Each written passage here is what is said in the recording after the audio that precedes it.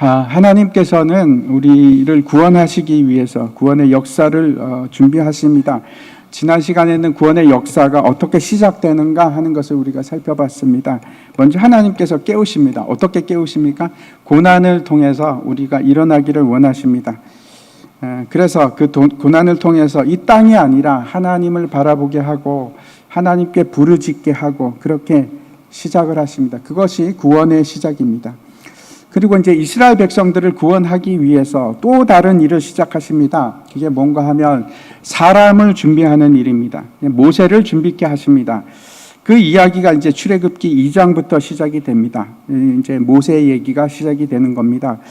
근데 그 사람을 한다는 것이 참 힘든 일 같습니다. 우리도 늘 중요한 것이 사람입니다. 그렇죠? 사람이 답니다. 사실은. 근데 그 사람을 준비하는 데 있어서 오랜 시간이 필요합니다. 모세는 얼마나 걸렸을까요? 하나님께서 모세를 다루시고 훈련하시고 지도자로 만들어 가시는데 80년이 걸립니다. 80년. 참 놀랍습니다. 그리고 그 모세를 준비하고 교육시키고 훈련하는데 가장 중요한 역할을 한 사람이 있습니다. 그 사람이 누군가 하면 요게벳, 모세의 어머니입니다. 모세가 태어날 당시는 굉장히 힘든 상황이었습니다. 히브리 남자 아이라고 하면 애굽왕의 그 바로죠. 바로의 명령으로 모두가 죽임을 당해야 하는 그런 암울한 시기입니다.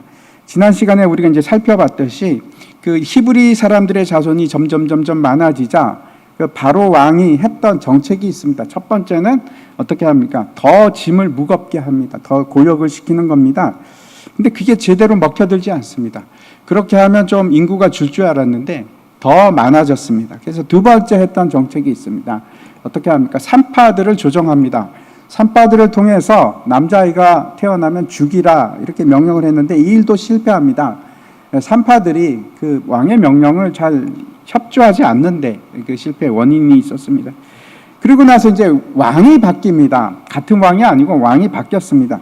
그리고 이 새 왕이 세 번째 정책을 실행을 하는데 그 일이 1장 마지막 절에 나와 있습니다. 22절인데 함께 보시기 바랍니다. 제가 읽겠습니다. 그러므로 바로가 그의 모든 백성에게 명령하여 이르되 아들이 태어나거든 너희는 그를 나일강에 던지고 딸이거든 살려두라 하였더라. 이 사람은 그 아모세라고도 하는 그 사람이 아닙니다. 이 사람은 투트모세 1세인데 제가 지난 시간에 좀 잘못 말한 게 있습니다. 아모스하고 투트모세 1세하고 같은 사람처럼 그렇게 제가 말씀을 드리는데 아닙니다. 제가 잘못했습니다. 그게 아니고 투트모세 1세는 아모세의 손자입니다. 손자입니다. 제가 좀 잘못 헷갈려서 오래돼서 그렇게 했는데 죄송합니다. 아무튼 이 투트모세가 명령을 내리는 것이 남자 아기면 히브리 남자 아기면은 다 물에 빠뜨려 죽여라 던져 죽이는 일입니다. 어떤 부모가 자기 아이를 강에 던져서 죽이겠습니까?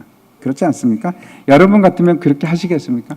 저는 못할 것 같습니다. 슬픈 얘기입니다. 참 슬픈 얘기고 당시 상황이 얼마나 암울하고 그다음에 공포스럽고 그런 세상인지 그걸 생각해야 합니다.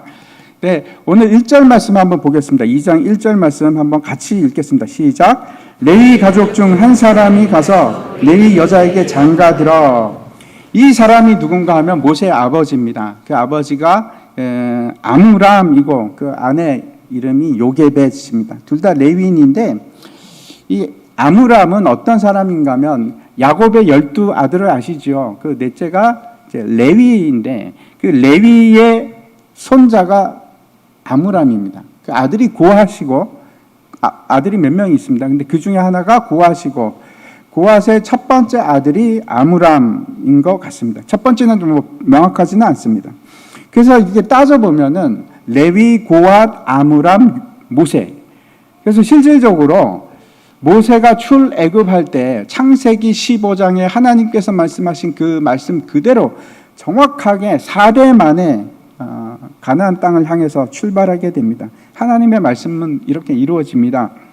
이 모세의 아버지 이름의 뜻이 아므람이 무슨 뜻인가 하면 고귀하다, 높임을 받다 이런 뜻입니다. 그리고 이제 어머니 요게벳이라는 이름은 하나님의 영광, 하나님이 영광을 받으심, 그런 의미입니다. 그 이름대로 이 두 분이 잘 그 삶을 사셨을까요? 우리 잘 모릅니다. 그렇죠? 요게 답니다. 나온 게 이제 뒤에 잠깐 언급이 되고 요 내용이 답니다. 하지만 우리가 무엇을 통해서 알 수 있는가 하면 모세를 통해서 그 어머니 아버지의 믿음이 어떠했는가 하는 것을 우리가 짐작할 수 있을 것 같습니다. 그 염평안이라는 분이 계시는데 아주 아름다운 노래를 작곡을 하셨습니다. 요게벳의 노래라는 그 노래인데 여러분도 유명해서 어쩌면 아실지도 모르겠습니다. 제가 이 말씀을 준비하면서 그 노래를 한 몇 번을 들었습니다. 그래서 이거 같이 한번 나눴으면 좋겠다 싶어서 제가 앞부분만 준비했는데 한번 보여주십시오.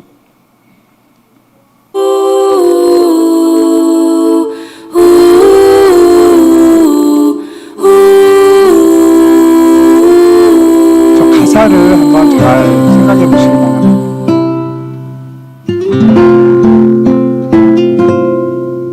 작은 갈대 상자 물이 새지 않도록 벽정과 나무진을 칠하네. 어떤 마음이었을까 그녀의 두 눈엔 눈물이 흐르고 흘러 동그란 눈으로 엄마를 보고 있는 아이와 입을 맞추고 상자를 덮고 가까이에 띄우며 간절히 기도했겠지. 정처없이 강물에 흔들흔들 흘러내려가는 그 상자를 보며 눈을 감아도 보이는 아이와 눈을 맞추며 주저앉아 눈물을 흘렸겠지. 너의 삶의 창조인 너의 참 부모이신 하나님 그 손에 너의 삶을 맡긴다. 너의 삶의 창조인 너를 이끄시는 주 하나님 그 손에 너의 삶을 드린다. 네, 저기까지만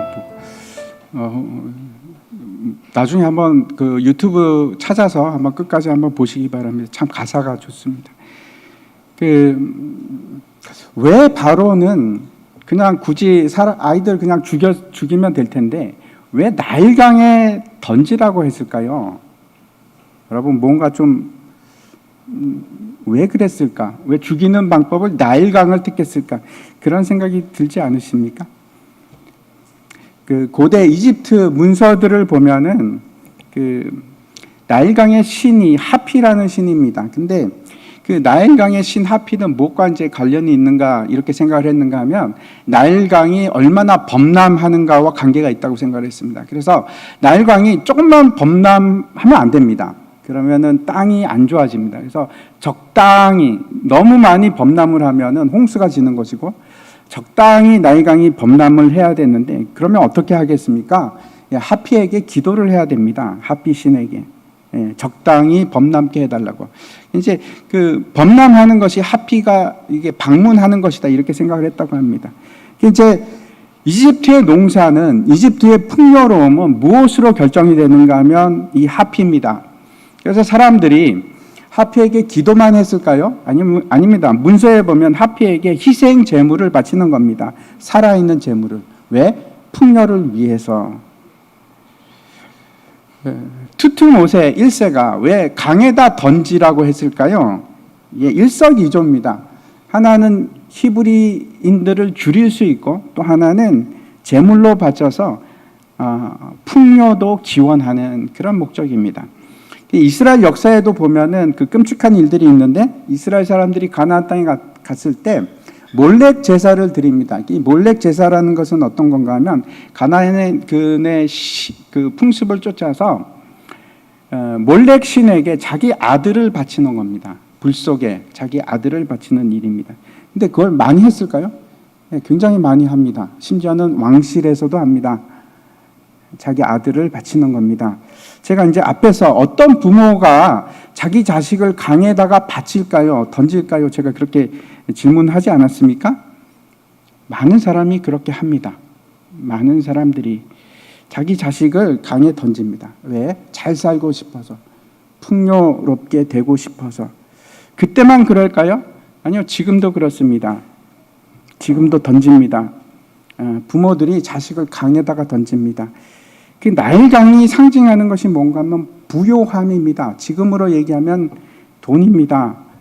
많은 사람들이 구원이 거기 있다고 생각을 합니다. 부한 것이 구원받는 길이라고 생각을 합니다. 세상에서 돈을 많이 벌어야지 안심이 되고 내 노후가 보장이 되는 것 같고 돈 자체가 평안이라고 생각을 합니다. 구원받는 길이라고 생각합니다. 물이라는 것은 성경에서 상징하는 바가 있습니다. 많은 세상을 얘기하는 것이고 사람들을 얘기하는 것인데 바다라는 것은 언제나 그 핵심이 세상입니다. 세상에 사람들을 던집니다. 자기의 자식을 던집니다. 왜 사람들이 자기 자신에게 자식들에게 공부를 잘하라고 그럴까요? 공부를 잘해야지 좋은 직업을 가질 수 있으니까. 좋은 직업을 가져서 뭐 하려고? 돈 잘 벌려고 그러는 겁니다. 그게 구원이라고 생각을 합니다. 그게 풍요로움이라고 생각합니다. 그래서 그 일을 공부 잘하는 잘 시키기 위해서 모든 희생을 다해가면서 모든 준비를 다 시킵니다. 바다에 강에다가 자기 자식을 던지는 일은 그때나 지금이나 다르지 않습니다. 풍요의 신을 찾는 겁니다. 하지만 여러분, 신앙에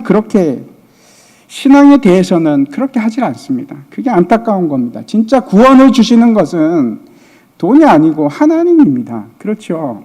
아멘이시죠?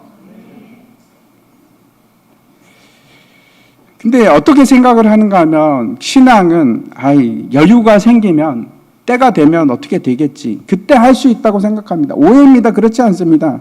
사람이 신앙을 확립할 수 있는 시기가 있습니다. 때가 있습니다. 성경은 그때가 언제라고 말씀하고 있는가 하면 어릴 때라고 합니다. 어릴 때. 그래야 변하지 않는 신앙을 가질 수가 있습니다. 신명기 6장 7절 말씀 한번 보겠습니다. 같이 읽겠습니다. 시작. 내 자녀에게 부지런히 가르치며 집에 앉았을 때에든지 길을 갈 때에든지 누워 있을 때에든지 일어날 때에든지 말씀을 강론할 것이며 말씀을 그냥 시도 없이 그렇게 가르치라고 합니다. 그렇게 해야 되는 이유에 대해서 그 앞에 있는 2절에서 말씀을 하는데 2절 한번 보여주십시오. 제가 읽겠습니다. 곧 너와 내 아들과 내 손자들이 평생에 내 하나님 여호와를 경외하며 내가 너에게 명한 그 모든 규례와 명령을 지키게 하기 위한 것이며 또 내 나를 장구하게 하기 위한 것이라. 평생 동안 하나님을 경외하고 살게 하기 위해서 가르치라는 겁니다. 근데 잘 보십시오. 그게 그 아들만을 위합니까? 저기 뭐라고 합니까? 너와 내 아들과 내 손자를 위해서, 너와 내 아들과 내 손자가 평안을 얻기 위해서. 안식, 장구하리라 하는 것은 안식을 얘기합니다. 특별히 영원한 안식을 얘기합니다. 구원입니다, 그게. 근데 그걸 얻기 위해서 어릴 때부터 가르치라고, 틈만 나면 가르치라고 그렇게 말씀합니다. 진짜 신앙은 그 아이들을 어떻게 키우는지 그 아이들의 모습을 보면 그 부모의 신앙을 볼 수가 있습니다. 아주 잘 보여줍니다. 그래서 제가 공부는 할 필요가 없다 그런 말씀 드리는 거 아닙니다. 준비되기 위해서 공부도 열심히 해야 됩니다. 할 수만 있다면 열심히 하셔야 됩니다. 시켜야 됩니다. 모세도 나중에 왕궁에 들어가서 엄청난 공부를 합니다. 한번 보실까요? 사도행전 7장에 그 내용이 나옵니다. 7장 22절에 보면 모세가 애굽 사람의 모든 지혜를 배워 그의 말과 하는 일들이 능하더라. 여러분 잘 아시죠? 애굽은 굉장히 문명이 발달한 나라입니다. 그 특별히 이제 뛰어났던 것이 수학이 굉장히 발전이 돼 있었고, 수학, 철학, 그 다음에 천문학 같은 것이 굉장히 고도로 발달된 나라였습니다. 근데 이제 일설에 의하면 모세가 잘했던 게 수학과 천문학을 그렇게 잘했다고 합니다. 제가 그런 얘기를 들었는데 여기 보십시오. 애굽 사람의 모든 지혜를 배웠습니다. 모세가. 다시 말씀드립니다. 하나님께서 이스라엘을 구원케 하기 위해서 한 사람을 준비합니다. 모세입니다. 그런데 그 일을 누구를 통해서 하시는가? 그의 어머니 요게벳을 통해서, 특별히 그 요게벳을 통해서 그 일을 하십니다. 그래서 오늘 본문을 통해서 요게벳이 어떻게 그 아들 모세를 교육을 했는가 하는 것을 좀 봤으면 좋겠습니다. 우리와도 아주 밀접한 관계가 있습니다. 2절 말씀 한번 보도록 하겠습니다. 2절 말씀 같이 읽겠습니다. 시작. 그 여자가 임신하여 아들을 낳으니 그가 잘생긴 것을 보고 석 달 동안 그를 숨겼으나, 이게 나중에 나옵니다. 그 여자 이름 여기는 안 나오는데 뒤에 나옵니다. 그 여자 이름이 아버지 이름이 아므람, 그리고 여자 이름이 요게벳인데 그 첫 번째 아들이 모세가 아닙니다. 첫 번째 아이가 있는데 그게 누굴까요? 여자아이입니다. 미리암은 모세보다 한 10살 정도 많지 않을까 이렇게 생각을 합니다. 그리고 둘째도 모세가 아닙니다. 둘째가 누구죠? 아론입니다. 아론과 모세는 몇 살 차이일까요? 3살 차이가 나는데 그건 이제 성경에 기록이 되어 있습니다. 나중에 우리가 볼 수가 있습니다. 아무튼 여기 구절을 잘 보십시오. 특별한 구절이 있습니다. 어떤 게 눈에 띄십니까? 그 여자가 요게벳이 어떻게 했습니까? 잘생긴 것을 보고 아들을 숨깁니다. 3달 동안 숨겼습니다. 부모가 그렇죠. 자기 자식 보면 무조건 예쁩니다. 못생겨도 예쁘고 울어도 예쁘고 뭐 징징거려도 예쁘고, 어릴 때는 그거 다 예쁘지 않습니까? 그게 자식입니다. 근데 이 잘생긴 것을 보고 하는 말을 한번 생각해 보십시오. 야, 아이를 낳았는데 야, 이놈 진짜 잘생겼네. 장군감이네. 그래서 숨겼다는 말일까요? 그런 말일까요?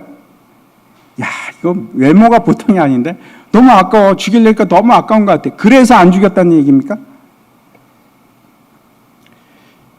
이 잘생긴이란 말이 어떤 뜻인가 하면 성경에서 토브라는 말입니다. 토브가 어디에 나오는가 하면 제일 처음에 하나님께서 하루하루 세상을 창조하실 때마다 보시기에 좋았더라 할 때 그 좋았더라가 토브입니다. 근데 이게 아름답다, 잘생겼다 하는 의미도 있지만 이거는 아주 전체적인 의미입니다. 그래서 내적으로도 완벽했더라 하는 것을 얘기하는 겁니다. 어떻게 갓난아기 내적인 모습을 그 엄마가 볼 수 있었을까요? 어떻게 생각을 하십니까? 뭘 봤다는 걸까요? 요게벳이 이 아들의 잘생긴 것을 보고 살려줬다는데 죽이지 않고 숨겼다고 하는데 도대체 뭘 보고 그랬다는 걸까요? 이 일에 대해서 히브리서에서도 언급을 하고 있습니다. 우리가 그 히브리서 11장 믿음장이라고 하죠. 그 한번 보겠습니다. 11장 23절인데 제가 읽겠습니다. 믿음으로 모세가 났을 때에 그 부모가 아름다운 아임을 보고 석 달 동안 숨겨 왕의 명령을 무서워 아니하였으며 이렇게 말씀하고 있습니다. 여기서 우리가 몇 가지 사실을 우리가 볼 수 있는데, 먼저 여러분도 아실 것으로 제가 생각을 합니다. 히브리서 11장은 믿음장, 우리 믿음의 선조들의 그 놀라운 얘기들이 함축적으로 들어 있습니다. 대단한 사람들이 나오는데 처음에 나온 사람이 누굽니까? 아벨, 그리고 에녹, 하나님과 동행하다가 죽음을 보지 않고 하늘에 올라간 사람.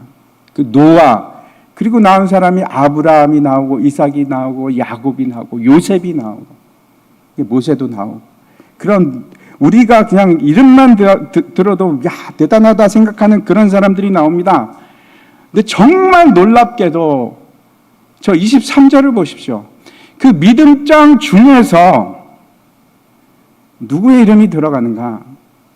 아므람과 요게벳이 들어갑니다. 물론 이제 그 이름 그 자체로 나오지 않고 저기 뭐라고 나옵니까? 부모가. 믿음의 그 우리의 신앙의 본질적인 신앙의 선조로 모세의 부모가 등장을 합니다. 참 놀랍죠. 그래서 첫 번째 말씀드리고 싶은 것은 그 아름다운 것을 본 것은, 그래서 석 달 동안 숨긴 것은 뭐라고 합니까? 여기서 믿음 때문이라고 합니다. 믿음 때문이라고. 그래서 그 믿음 때문에 왕의 명령을 두려워하지 않았다. 도대체 무슨 믿음일까요? 여기는 아름다움이라고 합니다. 앞에서는 뭐라고 했습니까? 토브가 잘생긴 이렇게 번역을 했는데 사실 똑같은 얘기입니다. 그런데 여기서는 신약입니다. 그렇죠? 히브리서니까 신약이라서 히브리어가 아니고 헬라어 단어를 사용합니다. 그 헬라어 단어가 아스테이오스라는 단어인데 이게 어떤 뜻인가 하면 이쁘긴 이쁜데 세련되게 이쁜 걸 얘기합니다. 도시적인. 그래서 모세는 그 생김새가 도시남입니다. 도시남. 그 갓난 아이 태어난 얘기를 뭘 보고 도시남이라고 그럴까요? 근데 이게 왜 도시남이라고 하냐면 그 뜻이 뭔가 하면 잘 훈련을 받고 잘 교육을 받았다. 농촌에서 아무렇게 큰 것이 아니고 잘 훈련을 받은 뭐 이런 의미입니다. 아니 갓난아기가 무슨 교육을 받았다고 그 얼굴에 그게 쓰여 있겠습니까? 그렇다면 무슨 뜻일까요? 부모는 이 아이가 교육을 잘 받을 것이라는 그 믿음을 가졌다는 뜻일까요? 이것만 봐서는 우리가 잘 해결이 안 됩니다. 그렇죠? 야, 이게 도대체 아름다움이 도대체 뭐 아름다운 것인가? 근데 하나님께서 참 놀랍게도 힌트를 하나 더 주십니다. 사도행전 7장입니다. 한번 보겠습니다. 7장 20절 말씀 같이 읽겠습니다. 시작. 그때 모세가 낳는데 하나님 보시기에 아름다운지라. 그 아버지의 집에서 석 달 동안 길리더니, 여기서는 다르게 나옵니다. 그렇죠? 앞에서는 모세가 아니고 부모가 보기에 아름다웠다. 그런데 여기는 누가 아름답다고 합니까? 하나님 보시기에. 제가 다시 정리해서 말씀드리겠습니다. 그 부모가 모세의 아름다움을 봤다는 것은 그게 왜 믿음의 행위인가? 믿음은 여러분 잊지 마십시오. 제가 너무 많이 말씀드려가지고 얼마나 말씀드렸는지 기억도 안 나는데, 믿음은 무엇과 관계가 있습니까? 믿음의 대상은 뭡니까? 하나님의 말씀, 하나님입니다. 하나님의 말씀. 잊지 마십시오. 다른 거 우리가 믿음이라고 하지도 않습니다. 그 믿음이라는 것은 결국 하나님의 말씀, 언약의 말씀과 아주 밀접한 관계가 있습니다. 아브라함이 하나님의 말씀을 믿으니까 하나님이 그걸 뭐라고 하십니까? 의롭다라고 합니다. 뭘 믿은 겁니까? 하나님의 약속의 말씀을 믿은 겁니다. 그걸 의가 되는 겁니다. 하나님이 보시기에 좋았더라. 토브라는 것은 이 좋았다는 것은 또 마찬가지입니다. 무엇과 관계가 있습니까? 구원입니다. 하나님의 선하심은 언제나 무엇과 관계가 있습니까? 구원입니다. 약속의 성취. 이 아름답다, 좋았다 하는 것은 그래서 하나님의 모세를 향한 계획과 구원의 그 성취를 계획하심을 보시고 좋았다는 겁니다. 무슨 얘기인지 제가 어렵게 말씀드려서 죄송합니다. 그런데 놀랍게도 요게벳은 그걸 본 겁니다. 하나님의 그 구원의 계획. 그게 아름다움입니다. 그게 믿음입니다. 하나님의 계획과 약속의 성취를 이 아이를 통해서 본 겁니다. 다시 말씀드려서 하나님의 마음, 하나님의 뜻을 본 겁니다. 이걸 뭐라고 하는가? 믿음이라고 하는 겁니다. 믿음. 하나님의 계획하심을 믿는 믿음. 하나님의 약속을 성취하심을 믿는 믿음. 하나님께서 분명히 그 창세기에 보면 15장에 보면 400년간 이스라엘 백성들이 이방에 객이 되어서 고통을 당할 것이다. 그러나 이곳으로 돌아오게 할 것이다 라고 약속을 하셨습니다. 이 땅을 내 자손에게 주리라. 약속을 하셨고 그 계획의 성취를 보여주시는 겁니다. 이 아이를 통해서 확신을 가지게끔. 다시 히브리서로 돌아가서 히브리서 11장 전체가 믿음장이라고 합니다. 근데 그 믿음에 결국 어떤 믿음인가? 그 믿음이 어떤 믿음인가? 거기에 대해서 핵심을 얘기합니다. 보겠습니다. 그게 뭘까요? 본향을 찾는 믿음입니다. 본향을 찾는 믿음. 14절부터 제가 읽어보겠습니다. 그들이 이같이 말하는 것은 자기들이 본향 찾는 자임을 나타냄이라. 그들이 나온 바 본향을 생각하였더라면 돌아갈 기회가 있었으려니와 그들이 이제는 더 나은 본향을 삼아하니 곧 하늘에 있는 것이라. 이러므로 하나님이 그들의 하나님이라 일컬음을 받으심을 부끄러워하지 아니하시고 그들을 위하여 한 성을 예비하셨느니라. 이 성이 뭘까요? 새 예루살렘 성, 저 천국, 우리 본향입니다. 천국을 바라보는 믿음입니다. 그래서 이 믿음 때문에 채찍을 맞고 학대를 받아도, 어떤 사람은 궁핍을 당하고 환난과 괴로움을 당해도 세상이 감당 못할 수 없는 그런 믿음을 가집니다. 세상을 두려워하지 않는 믿음. 이 믿음을 아므람과 요게벳이 가졌습니다. 이게 모세를 모세답게 키운 요게벳의 신앙입니다. 그래서 첫 번째 한 장 넘겨주십시오. 요게벳이 했던 것은 이 신앙으로 모세를 키웁니다. 이것이 첫 번째입니다. 여러분, 아이를 뭘로 어떻게 키우시나요? 제일 중요한 것은 여러분의 신앙입니다. 하나님의 말씀, 언약의 말씀을 붙잡고 살아가는 신앙입니다. 이게 핵심입니다. 성경 말씀이 다 약속입니다. 하나님의 약속, 구원의 성취, 말씀으로 키웁니다. 이게 첫 번째입니다. 온 천하를 얻고도 목숨을 잃으면 무엇이 유익하리요? 성경 말씀이지 않습니까? 뭐가 유익이 있겠습니까? 첫 번째, 우리 아이들을 교육시키는 데 있어서 가장 중요한 것은 내 신앙입니다. 내 마음이 세상에 있으면 내가 아이들한테 세상을 취하라고 할 겁니다. 내가 내 마음속에 하나님 나라가 있으면 하나님 나라를 취하라고 그럴 겁니다. 아이들에게. 내 마음이 영원한 나라에 있으면 그 영원한 나라를 취하라고 가르치지 않겠습니까? 요게벳이 그걸 가르쳤습니다. 어릴 때 아직 가치관이 잘 형성이 되어 있지 않을 때 여러분, 하나님 말씀으로 가치관을 세우셔야 합니다. 어떤 분들은 그거 자기가 선택해야지, 아이들도 생각이 있는데 강요해서 되겠습니까? 아닙니다. 어릴 때는 그렇게 하셔야 됩니다. 사람이 악해서 본래 악하기 때문에 어린 아이건 커서 어른이건 상관이 없이 절대로 선한 길로 가지 않습니다. 절대로 선한 길을 택하지 않습니다. 그래서 우리가 먼저 해야 될 것이 선한 길이 무엇인지 가르치는 걸 시작을 하셔야 됩니다. 철이 들면 자기가 찾아가겠지. 아닙니다. 그렇지 않습니다. 절대 그렇지 않습니다. 그거는 여러분 혼자 갈 수 있는 길이 아니라서 그렇습니다. 혼자 찾아갈 수 있는 길이 아닙니다. 철이 들면 그 안에 믿음이 없으면 떠납니다. 하나님 떠납니다. 너무나 많이 봤습니다.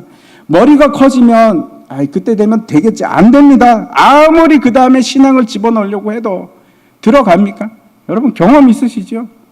애들이 머리가 크면 받아들입니까? 안 됩니다. 지금 급한 것은 공부니까 아닙니다. 정말로 중요한 것은 생명입니다. 우선순위가 생명입니다. 그래서 먼저 어릴 때 하나님 말씀을 분명하게 아이들에게 가르치셔야 합니다. 심으셔야 됩니다. 그래서 세상으로부터의 보호기간이 필요합니다. 요게벳은 모세를 세상으로부터 분리를 시키는데 3개월 동안 분리를 시킵니다. 숨깁니다. 그리고 나서 그 아이가 젖을 뗄 때까지, 그때가 언젠지 잘 모르겠습니다. 옛날에는 굉장히 나이가 굉장히 클 때까지 젖을 먹였습니다. 계속해서 사회로부터 붙들고 보호하고 세상과 차단을 시키면서 하나님 말씀을 주입시키고 암송시키고 가르치고 하는 일이 여러분 필요합니다. 그게 계속될 수 없습니다. 언젠가는 세상으로 돌아가야 됩니다. 나아져야 됩니다. 그때가 정확하게 어떤 때인지 모릅니다. 우리 집에서도 이제 저 아내랑 가끔 그 문제로 얘기를 합니다. 아내는 더 우리가 보호해야 된다. 나는 아니야, 이제 세상으로 보낼 때가 됐어. 그렇게 합니다. 정확하게 언제 때인지는 모르겠습니다. 모세의 경우는 언제 그 세상으로 가는 일이 일어납니까? 왕궁으로 가는 일이 젖을 떼고 나서 얼마나 된지 모르겠지만 갑니다. 세상으로 갑니다. 그때는 막을 수가 없습니다. 그때까지 그렇게 하셔야 됩니다. 이게 두 번째 요게벳의 교육의 핵심이 여기 있습니다.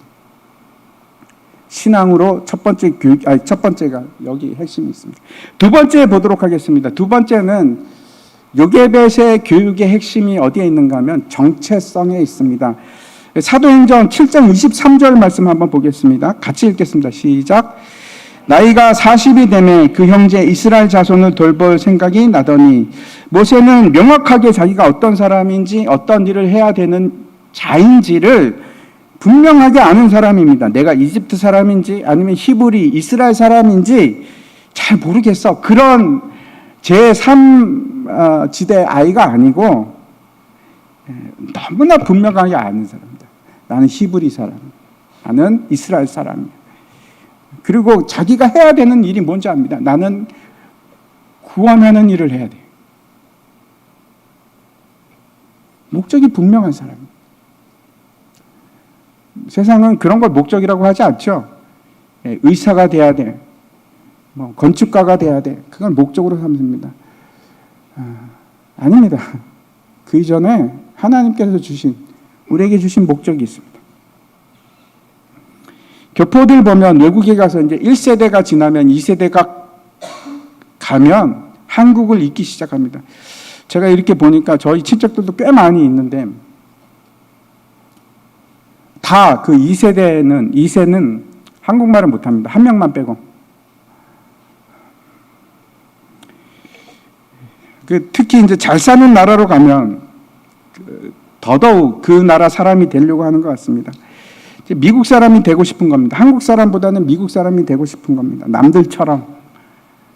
남들처럼 살고 싶은 겁니다. 모세 한번 생각해 보십시오. 이집트에서 지금 왕자로 있습니다.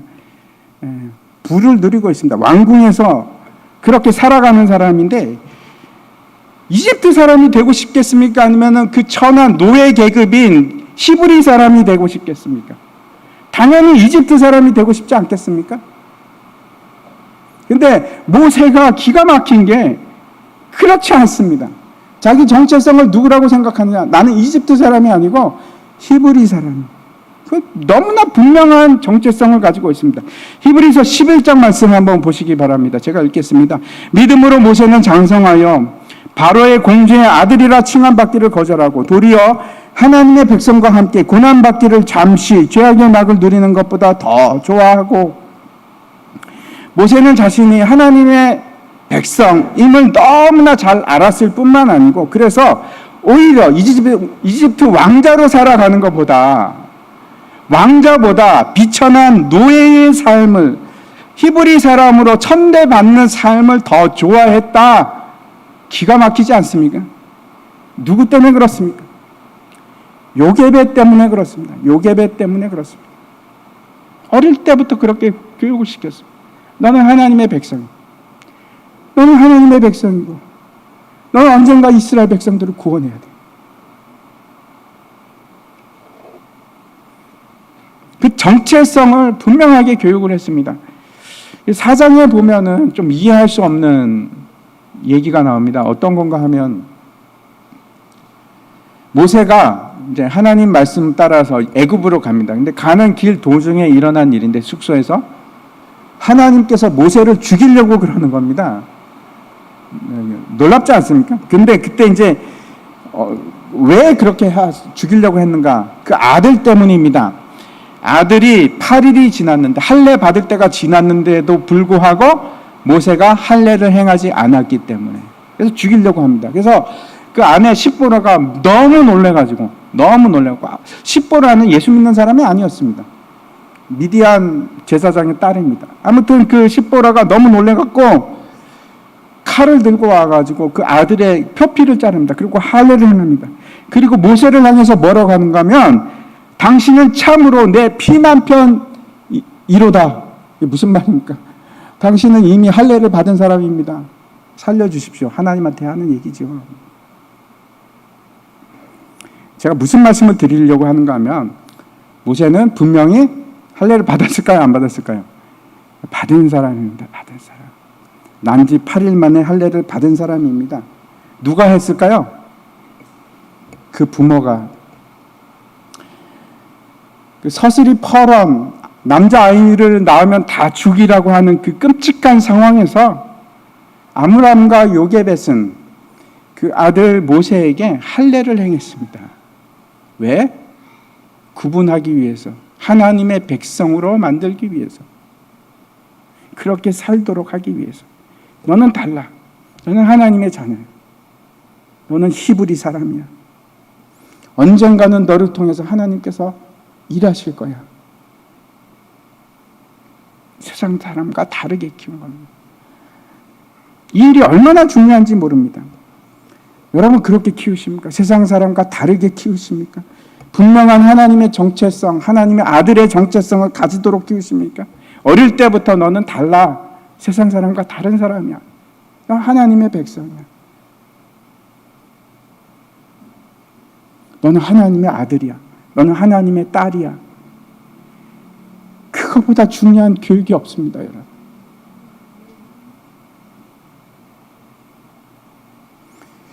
장로교에서는 유아 세례를 줍니다. 그게 어떠한 유효한 믿음의 증거가 되거나 그렇지는 않습니다. 하지만 굉장히 많은 유익이 있습니다. 어릴 때부터 그 유아 세례를 받은 사람은 마치 할례를 받은 것처럼, 야, 나는 하나님의 백성이야. 그 존재가, 그 아이덴티티가 떠나질 않습니다. 유아 세례를 받으신 분들은 아실 겁니다. 그 인식을 가지고 살아갑니다. 나는 하나님의 사람이. 그 유아 세례를 받는다는 것은 그래서 그 부모에게 책임을 주는 겁니다. 그 아이가 자라서 어른이 돼서 세례를 받을 때까지 책임을 지고 이 아이를 나는 하나님의 자녀로 키우겠습니다 하는 고백이고 결단입니다. 그게 유아 세례입니다. 그래서 두 번째 기억하시기 바랍니다. 좀 공부 못해도 괜찮습니다. 좀 돈 좀 못 벌어도 괜찮습니다. 내가 누구인가? 내 목적이 무엇인가? 그거 가르치십시오. 그걸 제일 먼저 가르치셔야 됩니다. 그게 흔들리지 않도록 가르쳐 주십시오. 하나님 자녀로, 천국 백성으로 그렇게 키우십시오. 세 번째, 요게벳이 무엇을 했는지 보도록 하겠습니다. 3절 말씀인데 한번 보도록 하겠습니다. 같이 읽겠습니다. 시작. 더 숨길 수 없게 되네. 그를 위하여 갈대 상자를 가져다가 역청과 나무 진을 칠하고 아기를 거기 담아 나일강 강가 갈대 사이에 두고, 아이가 자라면서 울음소리도 커지고 자지러지게 막 크게 더 울고 이제는 더 동네에서 숨길 수 없는 그런 상태가 됐습니다. 어쩌면 밖에서 사람들이 순찰자가 돌아다니면서 혹시 아이가 있나? 이렇게 돌아다녔는지도 모르겠습니다. 죽이기 위해서. 요게벳이 했던 것이 뭔가 하면 파피루스, 갈대를 가지고 상자를 만드는 거였습니다. 갈대 상자. 이것이 요게벳이 할 수 있는 유일한 방법이었습니다. 그리고 이게 모세에게 주는 평생의 메시지이기도 합니다. 한번 넘겨주십시오. 예, 요게벳이 한 게 있습니다. 모세를 방주에 태웠습니다. 이 방주라고, 왜 이걸 갈대상자인데 방주라고 할까요? 이게 물에 뜰 수 있는 갈대상자를 만들고 거기 안에 역청을 바르고 해서 가라앉지 않게 합니다. 성경에서 딱 두 번 그 테바가, 그런데 이 단어가 딱 두 번만 등장합니다. 하나는 노아의 방주할 때 그 방주가 이 테바입니다. 그리고 또 하나가 여기 나오는 갈대상자가 테바입니다. 제가 무슨 말씀을 드리는가 하면, 이 갈대상자는 방주입니다. 방주.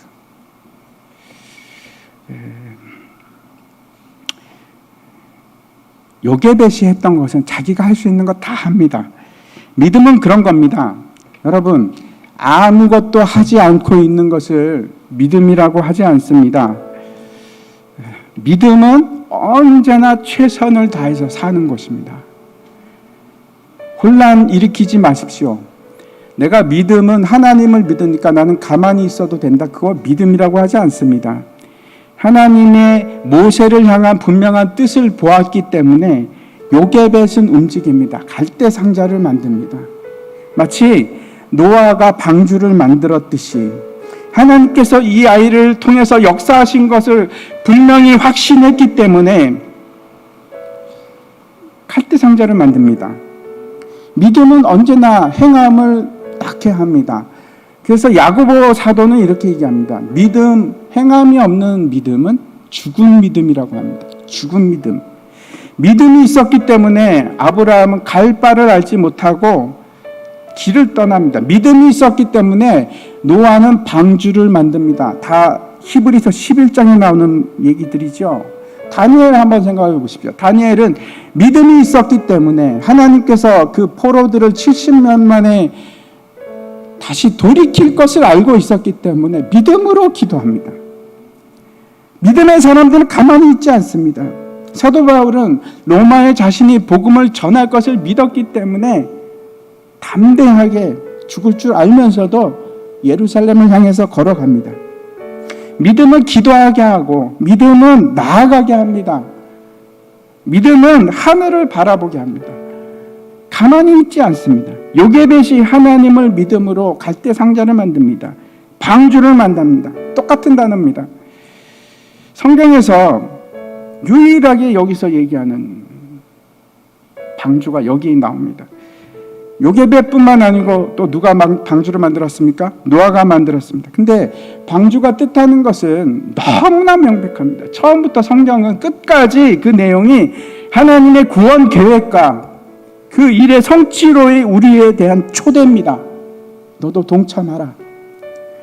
방주가 의미하는 것이 뭡니까? 예수 그리스도입니다. 너무나 명백합니다. 그 예수 그리스도께서 물속에 잠김으로 그 안에 타고 있는 사람들이 삽니다. 예수님께서 물속에 죽으심으로 그 예수 그리스도의 몸이 방주이고 그걸 또 뭐라고 합니까? 교회라고 합니다. 방주가 지금 교회라고 말씀드릴 수도 있습니다. 하나님께서 우리에게 요구하시는 것이 지금도 마찬가지입니다, 여러분. 우리가 필요한 것은 아무리 먹어도 배부르지 않는 것들이 아니고 아무리 마셔도 죽을 수밖에 없는 그런 양식이 아니라 그런 걸 위해서 수고하는 일이 아니라 예수 그리스도께 나가는 것. 방주에 타는 것입니다. 많은 사람들이 자신이 죄인인 거 알면서 그렇게 살아갑니다. 그래서 교회도 나옵니다. 그리고 예배도 드립니다. 주일날 나와서 예배 드리지 않으면 뭔가 찝찝한 것 같고 그럽니다. 근데 거기까지입니다. 방주 만드는 일은 안 합니다. 방주 만드는 일은 안 합니다. 그리고 완전히 그 방주에 들어가길 원치를 않습니다. 왜 그러십니까? 혹시 문이 닫힐까 봐? 방주 문이 닫히면 다시는 세상 밖으로 못 나갈까 봐? 단절될까 봐? 그래서 방주 밖으로 한 발을 내딛고 있습니다. 세상과 끊어질까 봐?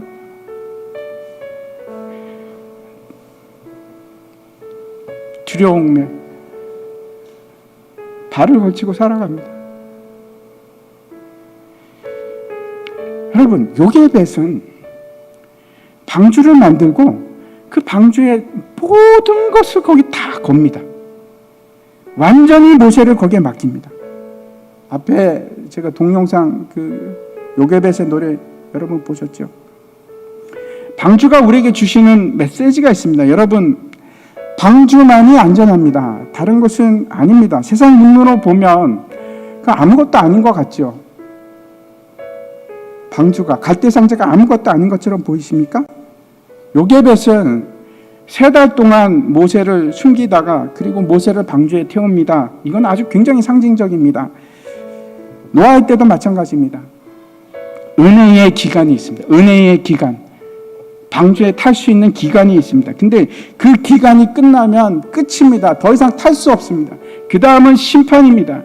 들어가려고 해도 들어갈 수가 없습니다. 심판이 시작되기 때문에 그렇습니다. 노아의 때와 마찬가지로 방주 밖에 있으면 여러분 죽습니다. 갈대상자 안에 있는 그 모세를 바로의 공주가 발견합니다. 이 여자 이름이 핫셉수트입니다. 굉장히 유명한 여자입니다. 마지막 10절 말씀 보고 이제 말씀을 마치려고 합니다. 제가 읽겠습니다. 그 아기가 자라매 바로의 딸에게로 데려가니 그가 그의 아들이 되니라. 그가 그의 이름을 모세라 하여 이르되 이는 내가 그를 물에서 건져내었음이라 하였더라. 그 아기 이름을 모세라고 짓습니다. 그러면서 이게 참 희한합니다. 내가 그를 물에서 건져내었습니다. 모세는 사실 애굽에서 아주 흔한 이름인데 내가 그를 물에서 건져내었습니다. 그 인과관계가 바뀐 말을 하고 있습니다. 근데 저는 이 말씀을 들으면서 이게 핫셉수트의 말이 아니고 하나님의 말씀처럼 들립니다. 내가 그를 물에서 건져내었습니다. 예수 그리스도만이 우리의 구원자 되십니다. 예수 그리스도 외에는 다른 방법이 없습니다.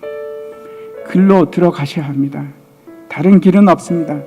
자녀 예수 믿게 하십시오. 예수 믿게 하십시오. 그게 방주에 태우는 일입니다. 제가 오늘 자녀를 어떻게 키울 것인가 말씀을 드렸는데 이거는 자녀 이야기이기도 하고 바로 우리 자신의 이야기이기도 합니다. 구원은 믿음만으로 가능합니다. 두 번째, 구원은 하나님의 백성이 되는 겁니다. 그 정체성으로 살아가는 것이 그것이 구원의 시작입니다. 그리고 구원은 오직 예수 그리스도. 구원은 오직 예수 그리스도만으로 얻을 수 있습니다. 다 함께 일어나셔서 우리 같이